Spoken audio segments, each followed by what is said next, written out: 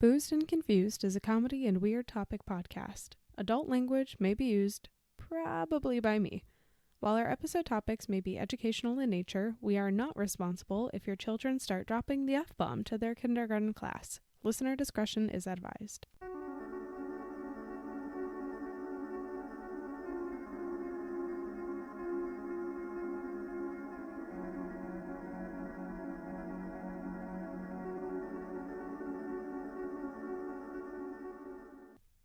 Ahoy. Hello. Oh, yes. Yes, hello there, weary traveler. Weary space travelers who have maybe taken a short break from space travel to tune into today's episode. Please enjoy our amenities. Hey, everybody. Welcome back to the Shit-Ass Pod. Hey there. Welcome back. Yeah, what are you doing here? I am Carolanne. Oh, boy. Here we go. This is Matt. And I'm not drinking because I still have a hangover from 2 days ago. And is that what we're calling it? I don't know. Yeah, we have a space episode today, if you couldn't catch on. But we'll dive right into it after a word from our sponsor. We have we did it.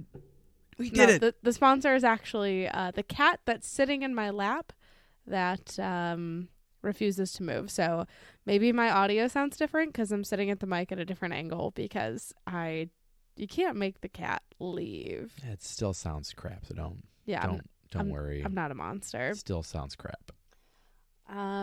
Something weird happened. I usually never look at any of the statistics of the podcast or anything, but something happened late last week where I'm not exaggerating when I say that like downloads or listens, whatever you want to call them, exploded. And I was like, wow, that's really weird. And then I noticed that they all came from the United States, which is interesting because usually we get a little diversity. And then I noticed most of them came from Pennsylvania. So one of the episodes that I still don't fucking know what happened. So if you live in Pennsylvania and you're a new listener of the pod, maybe just shoot us a message to tell us what the fuck happened, because I imagine there's about 15 people who live in Pennsylvania. Well, that's ignorant because Philly's pretty big. So at least 25. And I still don't understand. Why did they listen? Oh, I don't know. So I would, if you're listening to this still, I would love to know if you could just DM us on Instagram. I don't know. They're long gone. Yeah. They caught on. They caught on. They're just stopping by.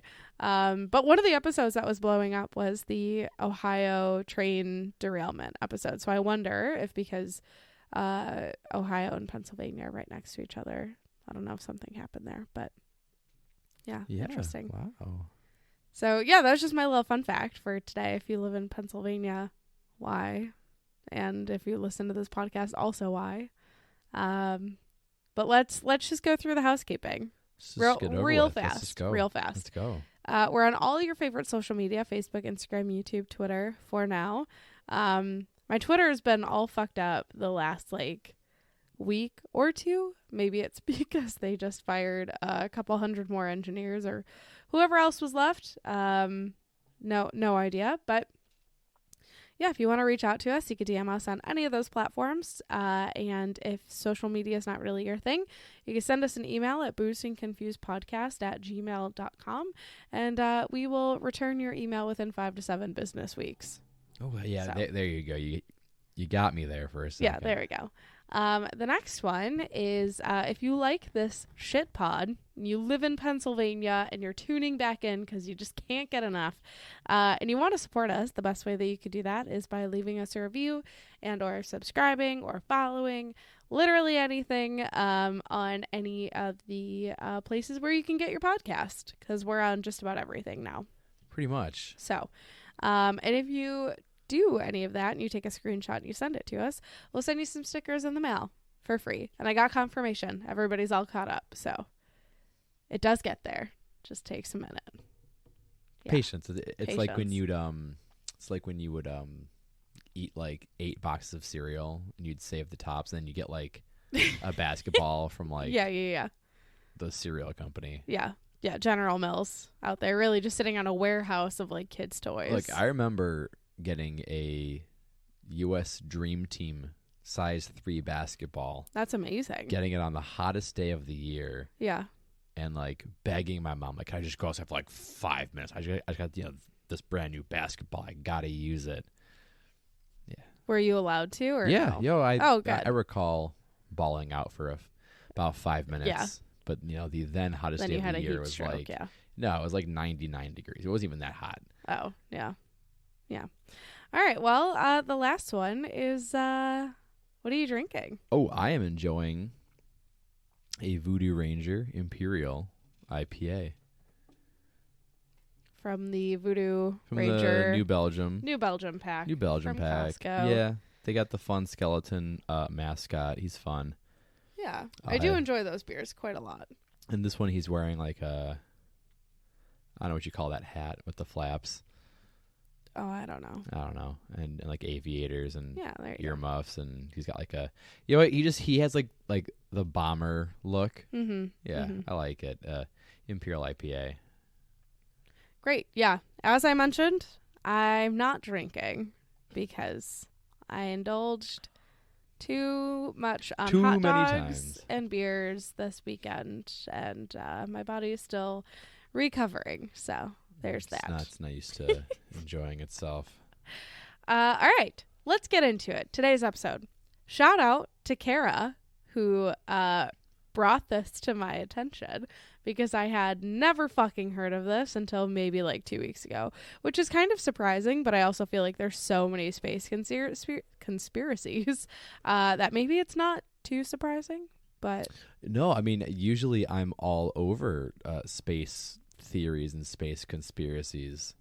I'd say the closest I got to whatever the heck we just got, which is super interesting, is the Yellowstone caldera. I've been all about that thing lately. Oh, yeah. Getting ready to just... No, we're fine. Everything's fine. Yeah, we're fine. How are you? Everything's That's fine. good. Maybe NASA has a plan for that, too. I don't know. You just got to poke some holes in it. Let some of that steam out. Get those people that did the volcano movie, in like downtown LA or whatever it was. With Tommy Lee Jones? Yeah. They'll figure it out. They got it. There's a backup plan. There's a guy who's like, we're fine the entire movie. And then he's like, I'm pretty sure he like jumps into a pile of lava to like save someone. Yeah, I should really give that movie a watch through again. But today, we're not talking about the movie Volcano or Yellowstone. We're talking about... This is a space conspiracy. Yeah, we're talking about item STS 088-72466. Oh, right. That. Yeah, that one. Tip of the tongue. Just rolls off. Is this item, that's how it's cataloged in NASA. No, I know. Is it space junk, or is it a 13,000-year-old satellite from aliens? Ancient aliens. We're going to find out. Yeah, what the hell is this? This is great. This is fantastic. This is everything I like mushed into one thing. Yeah. So NASA has that item cataloged officially as space junk that's floating around in low Earth orbit about like 1,200 miles. Allegedly, it's a piece of equipment that broke free during a mission, if you want to call it that. But we're gonna save that piece for the very end. This is a human-made object. Yeah, that's the alleged part. Really, all of this is alleged. We'll never know. This has been a great episode, y'all. Thanks for spending your time with us. So what's interesting about this theory is there's no one specific story. The whole theory itself only makes sense. And if you want to say makes sense, that's loose. Only makes sense when you take a bunch of different facts throughout history that kind of seem loosely associated with one another or not associated at all. So it's just a bunch of different tales put together. And that's the Black Knight satellite. Black Knight satellite. This is like a hot glue gun project. Yeah, pretty much.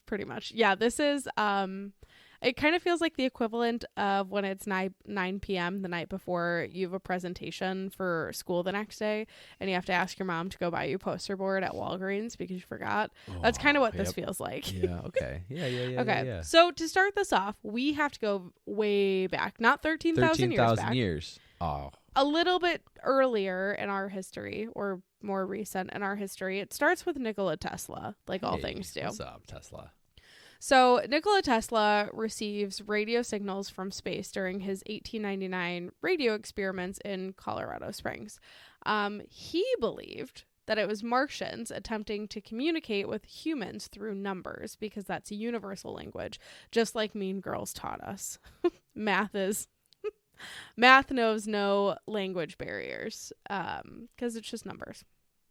So he recounts this experience in Collier's Weekly article in February 1901, and he says, quote, "The changes I noted were taking place periodically and with such a clear suggestion of number and order that they were not traceable to any cause then known to me. The feeling is constantly growing on me that I had been the first to hear the greeting of one planet to another."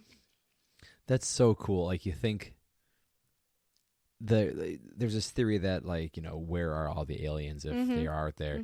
One of the theories is like, we're so primitive, like we're just useless. Yeah, we're fucking stupid. Or they're like, hey, look at them. They did something. Let's It's like going to PetSmart and looking at like the big fish tank of goldfish, and you're just like, hello, little guys. That's us for the goldfish. Look at them. They got something going. Let's send them a little something, and then ghost them for the next 200 years. 13,000 years. So this entire, I guess, experiment or recounting of this experience from Tesla is what Black Knight truthers cite as the first sign of the Black Knight satellite. You know, it's the radio pulses essentially that they were tracking. So, since then, scientists have determined that those radio pulses were actually just naturally occurring signals that space objects emit while they're in orbit. Allegedly, you know, because one of the big conspiracies here is that this is a 13,000-year-old ancient alien satellite, and it's just being covered up by NASA. So, allegedly. I just saw a picture of it. I think it's a... Have you seen the picture? Yeah, I've seen the picture. I have seen the picture. That should be the cover of our episode. It is the cover of the episode. That is a cool looking thing. Yeah, isn't that neat? If they meant that to be the shape. Yeah. So very aesthetic, very alien. Yeah. So what's interesting is, like, you know, the theory is that Tesla heard a pulsar, or, you know, like a faraway celestial body that emits these pulses of radio waves, and, you know, it could actually be the Black Knight, but who knows? You know, who knows? So the theory that aliens were communicating with Earth through radio pulses went even further in 1927, the decade of explosion of scientific knowledge. Civil engineer and ham radio operator Jorgen Hals stumbled upon an unusual quality to his radio signals. He transmitted from his home in Oslo, and the signals would unexpectedly return to him just moments later. And he was like, holy shit, what the fuck? So something's like bouncing it back to him? Yeah. So then he was like, okay, this is definitely alien phenomenon. There's no other explanation for it. I'm sure there's a handful of them. Yeah. Okay, so we're going to fast forward a little bit. 50 years later, there's an article in Analog Science Fiction, in fact, that tried to make sense of those radio echoes that Jorgen had experienced.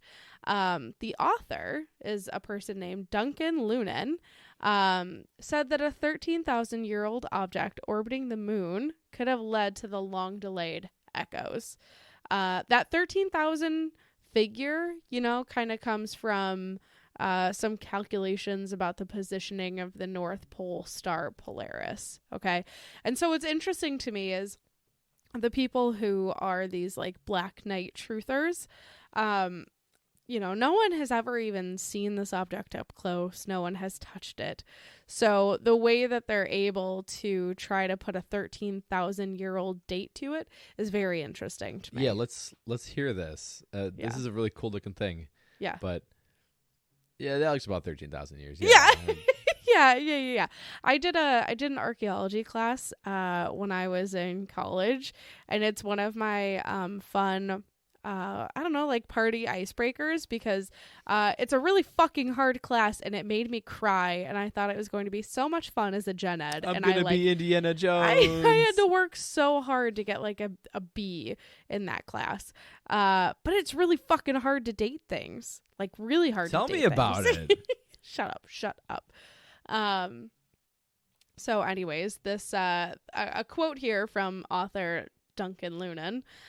Quote, I tried plotting the delay times against the order in which the echoes were received, and at only the second attempt I found what looked like a star map, he said in 1998. But at this point now, apparently it's recognized that those signals are just like long delay echoes that you hear about almost 3 seconds or more after a radio transmission. And then Duncan Lunan very quickly dropped the Black Knight theory. So dropping it like it's hot. What a coward. Oh, like he dropped it yeah. Oh yeah, I'm out. Yeah, he distanced himself you from guys the are theory. Mean. You guys said I was wrong and stupid. I'm out. So another piece of the pie here comes from more recent history. In the time of the 60s, what year did we go to the moon? We went to the moon in 1969. Thank you, Even Stevens. 1964, whatever. All right. So in 1960, Time published a story noting that the U.S. Navy had detected an unidentified satellite that may have been piece of a Soviet spy technology. It was really just a broken off piece of our own shit. Who left this thing here? It's like the Spider-Man meme. So it was just a broken off piece of the Discoverer 5, which was an early U.S. Photo recon spy satellite. And to this day, that is still looked at as part of definitive proof.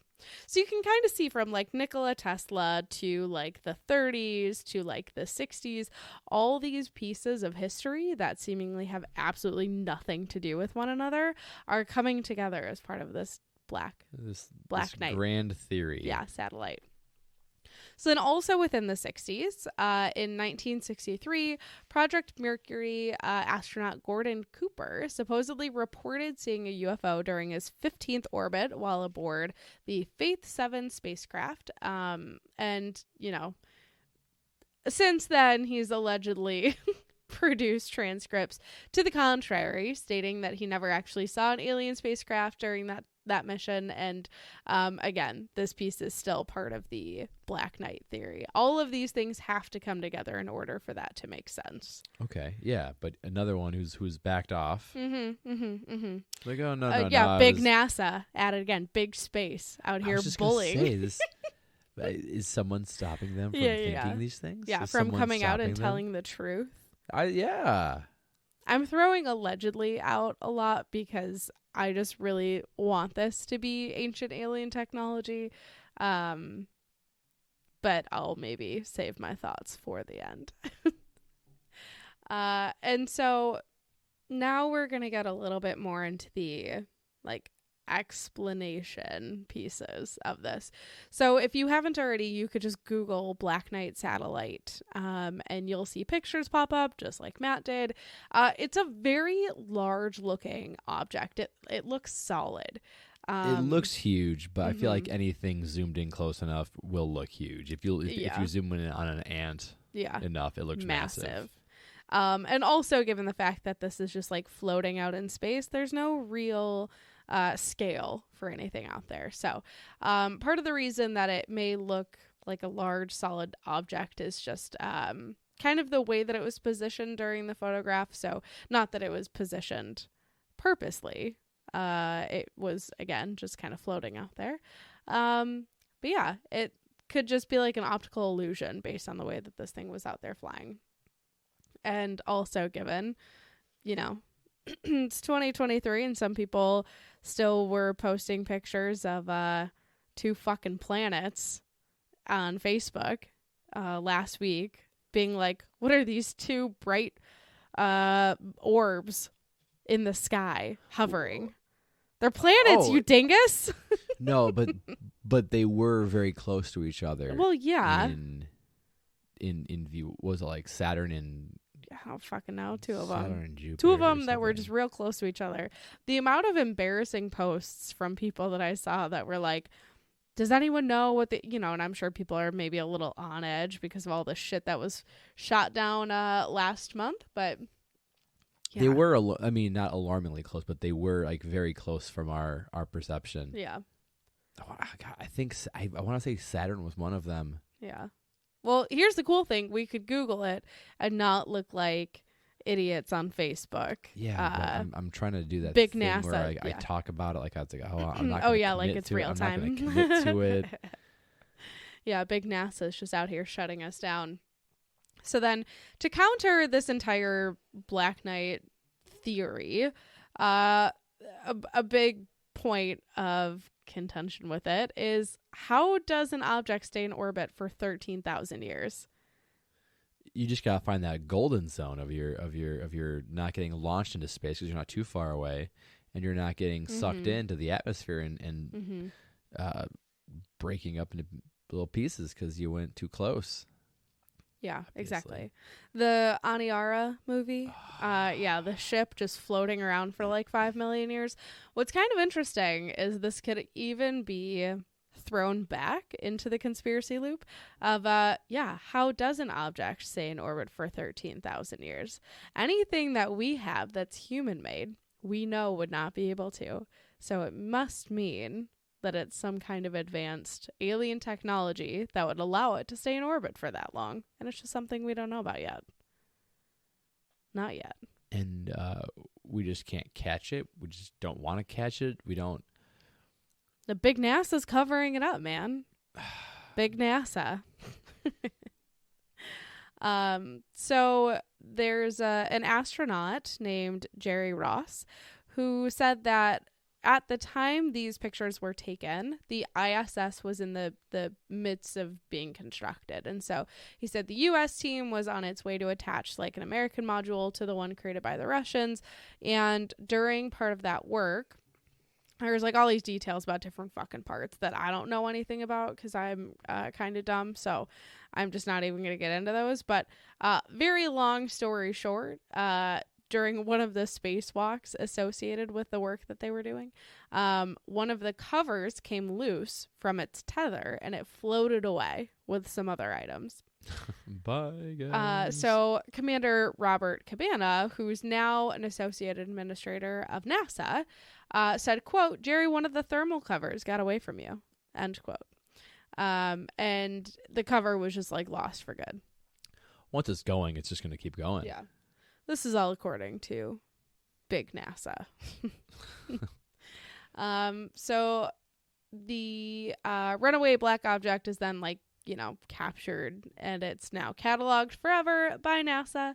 And then allegedly a few days later, it fell from orbit and burned up. Allegedly. Yeah, perfectly understandable. It gets caught. It gets sucked in. Yeah. Gravity and friction. Yeah, a lot of this information is also on the record. It's been corroborated by many NASA engineers and scientists and what have yous, the smart people who work at NASA. And there's a couple quotes that I'll start to end with. Quote, "Every step of the way, there's consistency with what I learned as a lifelong spaceflight operations specialist. Why the blankets were needed, why one of them came loose, why it floated off the way he did. The difference is, for the general public, all these features are unearthly to folks who are only familiar with Earth-side principles of heating, working, motion, and dozens of other never-before-encountered-in-history aspects of outer space." So he's basically saying the average person is too fucking stupid to understand that things on Earth don't apply to the way things work up in space. Therefore, it's probably much more likely that this object that they seemingly wouldn't even need could just float away. Well, I mean, it's like if you're out of direct sunlight, it's like impossibly cold. But if you are in the sunlight at our distance from the sun, it's like hundreds of degrees. Oh, did you know that if the Earth was just like 10 feet closer to the sun, stop. Then we would all die? Stop. But if we were just closer, we'd burn up. Oh my fucking God. All right. So could the Black Knight still exist? All right. So we'll just pretend for a moment, just humor ourselves for a moment that it does exist. There's a few ideas of how it could have actually made it this long. The first is that it could just mimic one of the small pieces of space junk that are no larger than maybe like 10 centimeters in size, you know. Well, I mean, that's like everywhere. Yeah. There's so much space junk, and there's this thought process that we're just going to like lock ourselves in one day. Yeah. So, you know, like space organizations like big NASA, they're not so focused on the small objects. They're focused on the big things that could come here and make us dinosaurs 2.0, right? So that could be an easy way for this to just slip under the radar, is just mimic itself into some other space junk. And also, we have to assume that aliens have significantly more advanced technology than we do. So anything of that size, you know, could just be like the fucking size of a house in reality. Who knows? Aliens could have also developed miniaturized force field technology to keep the probe from getting hit. You know? Wow, you just thought of everything. I haven't thought of it. These are not original ideas. These are Carolanne originals. Not original ideas, I promise. You heard it here first. Copyrighted. And long term, you know, maybe there's the possibility that Earth could eventually have its own ring system made up entirely of space junk with a graveyard orbit. Not as cool as Saturn's rings. Yeah, but almost. It's giving like Wall-E vibes a little bit, you know? Yeah. So when that day comes, when Earth has its own ring system made up of junk, does the Black Knight satellite come out? Does it join? Yeah. Come out to play? Yeah, exactly. Well, run away and hide. So that's the Black Knight satellite theory. I want to know what you guys think. I want to believe. I also want to believe. I want to believe. Screw it. Yeah. Yeah, I want to know what everyone thinks. Is it space junk? Look at the picture. Think for yourself. Don't let big NASA. It looks really cool. It does look really It's cool. a cool looking thing. Yeah. But like I said, it could be super zoomed in and just be like, oh, look at this massive. It's just like this big, tiny little guy. Yeah. Don't let big NASA sway your opinions here. All right. Let's be some free thinkers. Yeah. Throw that cap on. All right. Well, that's it for today. Thanks so much for tuning in. And again, if you're from Pennsylvania, I want to know why. All right. We'll see you next week. Keep your eyes up. Yeah. Eyes on the skies. Keep looking. All right. Bye. Goodbye.